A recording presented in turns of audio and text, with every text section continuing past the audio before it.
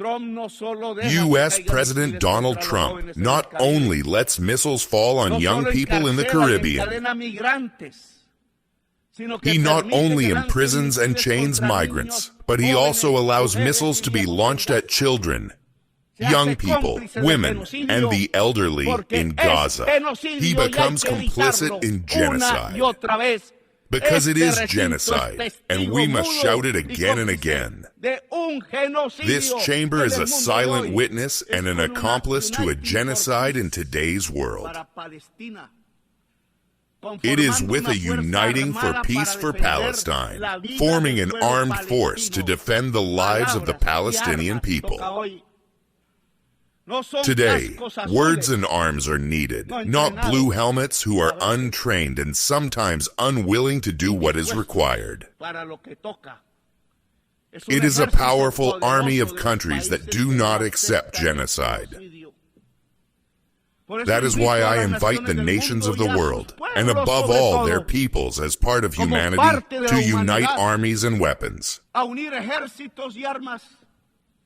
We must free Palestine. The young people killed by missiles in the Caribbean did not belong to the Tren de Aragua gang. Perhaps nobody here even knows their names, nor to Hamas. They were from the Caribbean, possibly Colombians. And if they were Colombians, with apologies to those who dominate the United Nations.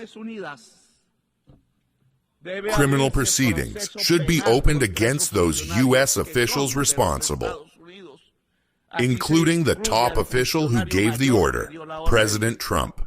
Migration is an excuse for a rich, white, racist society to believe itself the superior race and to ignore that its leaders are taking it, together with all humanity, to the brink of its own extinction. I have replaced the failed and violent war on drugs with an effective anti-trafficking policy which is different. Do not confuse the dead substance with the greedy person, but they need violence to dominate Colombia and Latin America. They need to destroy dialogue and to impose and launch killer missiles at poor youths in the Caribbean. The anti-drug policy is not to stop the cocaine that reaches the United States. The anti-drug policy is to dominate the peoples of the global South in general. Most drug traffickers are blonde and blue-eyed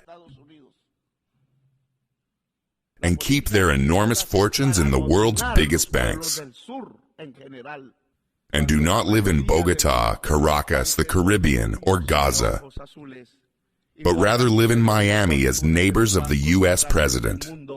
They live in New York, Paris, Madrid, and Dubai, where there is luxury, not poverty.